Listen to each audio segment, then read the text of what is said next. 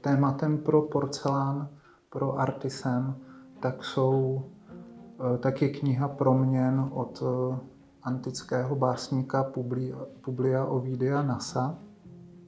Je to vlastně souhrn řecké a římské mytologie, kdy každý příběh tak představuje nějakou proměnu.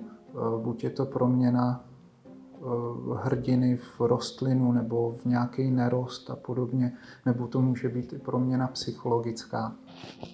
Hyakintos byl synem spartského krále, do kterého se zamilovali jak bůh Apollon, tak bůh Zephyrus. Oba dva o něj nějakým způsobem bojovali, až si nakonec Hyakintos vybral slunečního boha Apollona. A jednou, když Apollon učil Hyakinta házet diskem, tak bůh větru Zephyrus, který byl zhrzelý, tak foukl a ten disk obrátil proti Hyakintovi. Tím ho usmrtil a nešťastný Apollon změnil mrtvého Hyakinta v rostlinu, což je ústředním motivem tohohle talíře. Zároveň jsem se tam pokusil dát i několik skrytějších detailů, které odkazují na příběh obecně, takže je to například disk, kterým Apollon s Hyakintem házeli. Je to kus antického sloupu dorského dříku. Je to havran, který symbolizuje ve své bílé podobě slunečního boha Apollona. A zároveň je tam schovaný v cibulce té rostliny hyacintu, tak je schovaný i otec Hyakinta, spartský král.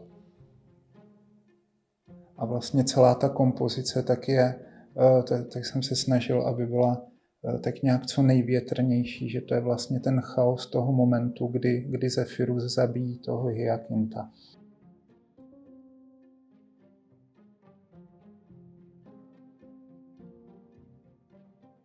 Vlastně ty talíře budou nakonec 4 a každý z těch talířů tak bude symbolizovat nejenom bude vyprávět ten jeden příběh z těch Ovidiových proměn, ale zároveň to bude i jeden element, jeden živel a taky to bude jednoroční období. A zrovna Hyakint tak představuje jak element vzduch díky tomu bohu Zephyrovi, tak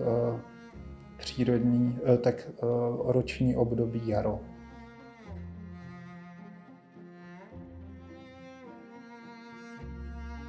Tak teda musím říct třeba minulý týden, že jsem s velkým smutkem přečetl zprávu, že zemřel Jean-Jacques Sempé, který v mojí tvorbě ta inspirace tím Jeanem Sempé nejde zas tak vidět, ale vlastně mě strašně ovlivňuje už od dětství, od doby, co znám malého Mikuláše.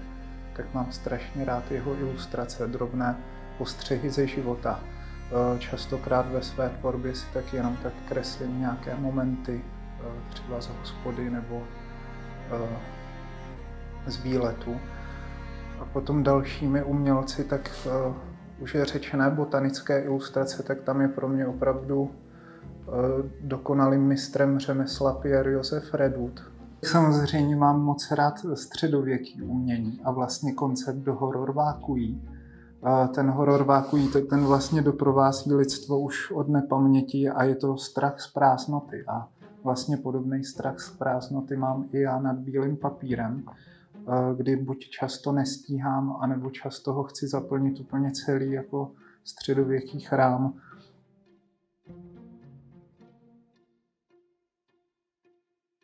Tak co se týče toho být ilustrátorem, tak jsem nikdy nepřemýšlel nad tím, že bych někdy byl něčím, co se nazývá ilustrátorem nebo kreslířem.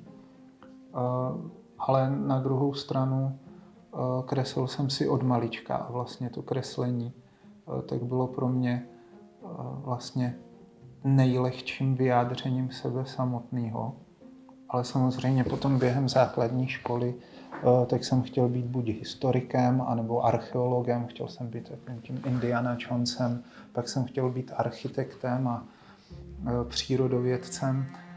ale zároveň jako na přírodovědu, tak jsem propadal z chemie, na architekturu jsem propadal z matematiky, na to být Indianou Jonesem, tak jsem neuměl práskat bičem, ale zjistil jsem, že existuje něco jako produktový design, tak jsem šel na střední školu studovat produktový design, v tom jsem pokračoval potom i na Vysoké škole umělecko-průmyslové. Ale už během toho studia tak jsem spíš tíhnul třeba ke grafickému designu i v rámci zahraničních stáží. A po škole tak jsem skončil v jednom grafickém studiu. Pak jsem jel na výlet do Vídně, teda jel jsem vystavovat na Vídeňský Design Week nějaké věci, svoje práce, ale během toho mi byl ukraden počítač s veškerou prací, kterou jsem do té doby dělal, tak jsem si říkal, že aha, tak teď jsem asi spálil všechny mosty, které mě propojovaly s produktovým designem a můžu se věnovat čistě tomu, co mě baví nejvíce, a to je to kreslení. Zároveň ale tím, že jsem studoval ten produktový design, tak mám daleko blíž k lidem z architektury a designu, než třeba ke knižním vydavatelům, takže vlastně i ta moje ilustrace je víc zaměřená na tu aplikovanou formu a třeba dekory a podobně.